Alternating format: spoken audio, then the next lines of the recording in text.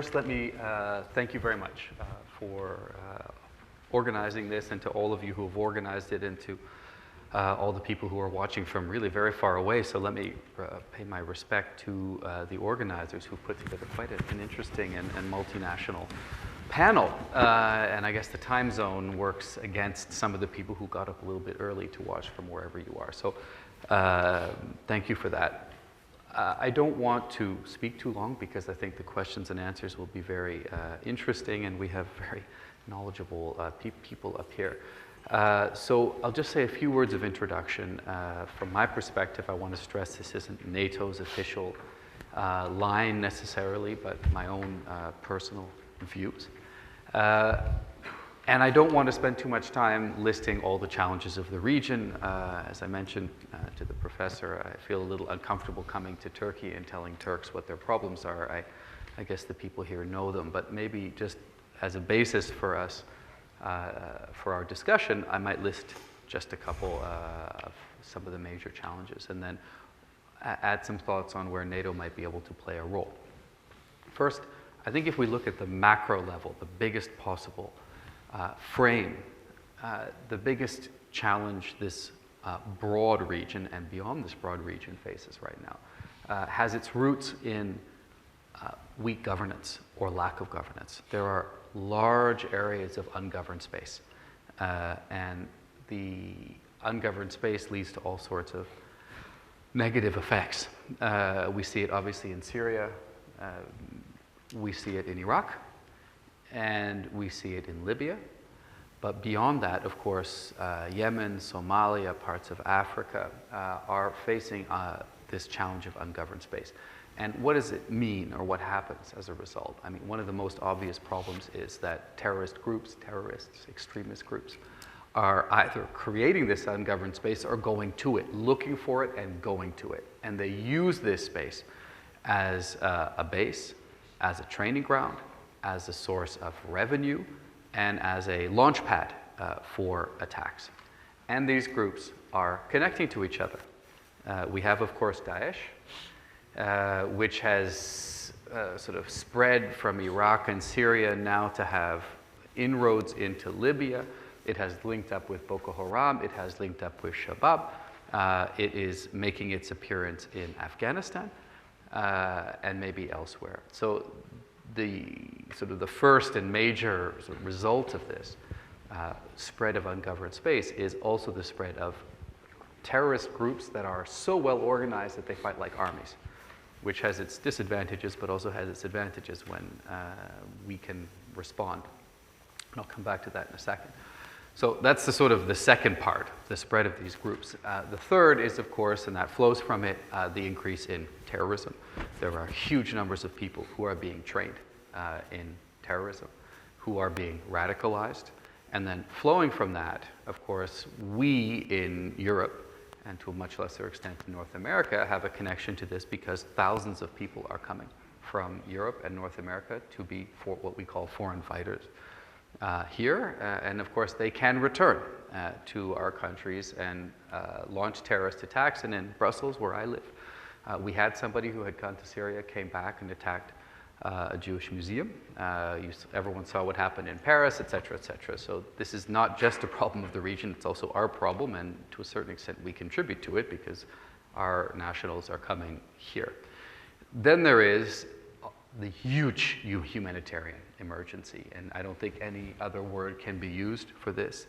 The tens of thousands, hundreds of thousands of people who are pushing themselves into the Mediterranean to try to cross into Italy principally, but elsewhere as well, many of whom do not, unfortunately, survive the trip. This is why the European Union is so heavily engaged now in discussions about what to do about it, and also in discussions with the UN.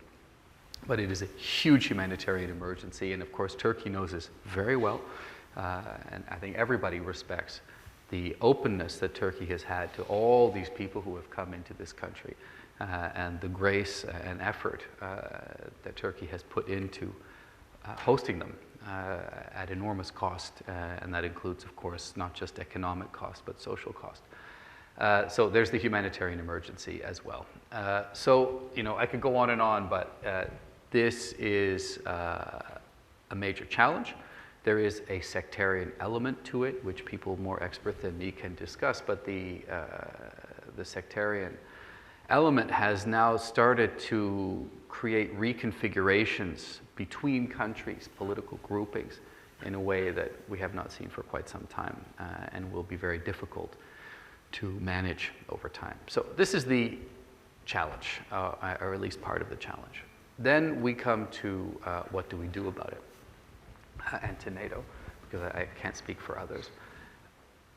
We at NATO are very focused on the challenges of the South, and you could sometimes think, if you sort of read the media, that NATO's only focused on Russia and the challenge from Russia, Ukraine, and instability in Europe, but it's really not the case. For all the reasons that I just mentioned to you, all the allies, in particular the allies geographically to the south, closest to these problems, but all the allies believe that we need a unified response to these challenges, because they are challenges for all of the alliance. We really believe in unified security, and we need to face these challenges together. And we have a basis for engagement in the region by which I mean the Middle East and North Africa. NATO has had for 10 years plus a set of relations, 11 bilateral partnership cooperation agreements, and now 12, because we have one with Iraq as well. A toolbox of tools, courses, and other forms of support that we can provide to our partners in the Middle East and North Africa. We sit down every year together, every couple of years, we say, okay, what are your main priorities? What are your main challenges? What can NATO do to help? And then from that, we build a program of cooperation to help them with modernizing their armed forces, being better able to work with other armed forces for multinational peace operations, improving their defense ministries, improving their language skills, et cetera, et cetera. These are just examples. Demining, I could go on.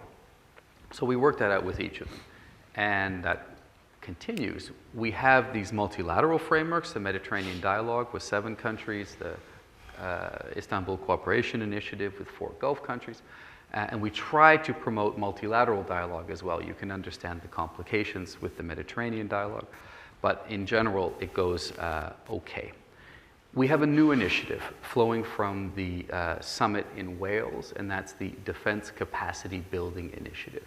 And what was it? It was an attempt to enhance and focus NATO's support to provide defense capacity building to particular partners who had particular requirements. And it means we can provide more support when it comes to helping them build defense ministries, better armed forces, more training.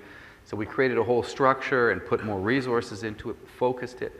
And for example, in this region, if we can stretch the region a little bit, Jordan is a recipient of our Defense Capacity Building Initiative, so that we are working with them now to find the 4 or 5 areas where they really need a little bit more extra support, and where we can work with them to do that. So that, again, is the platform. What are we doing about it? Or what are we doing with it? And let me just go quickly sort of area by area. First, let me mention Syria. Obviously, NATO is not going to be, in any foreseeable future, conducting military operations in Syria.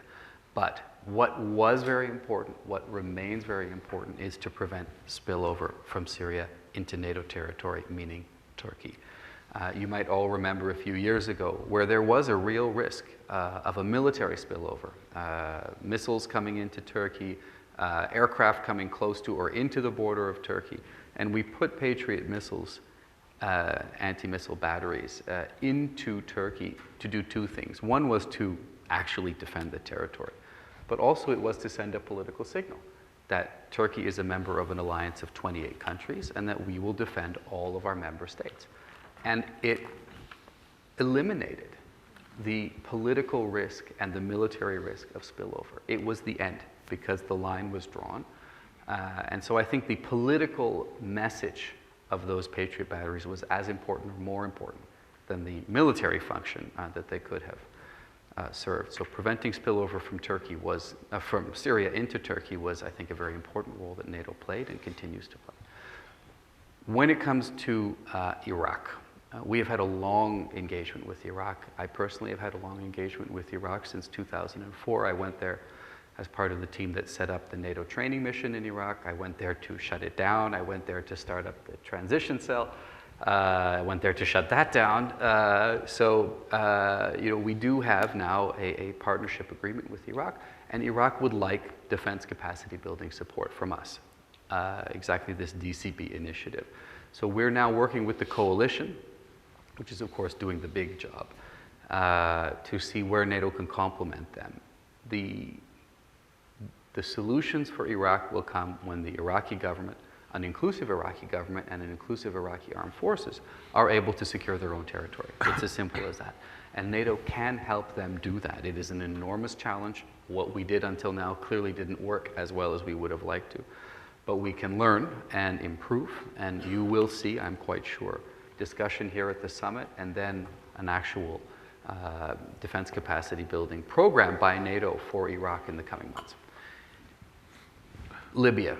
Again, obviously I don't have a great record of success because I had some engagement in Libya after the end of the NATO mission. And I must say, to be very open, that I regret, I think we all regret, that there wasn't a greater international effort to help Libya after the military operation ended.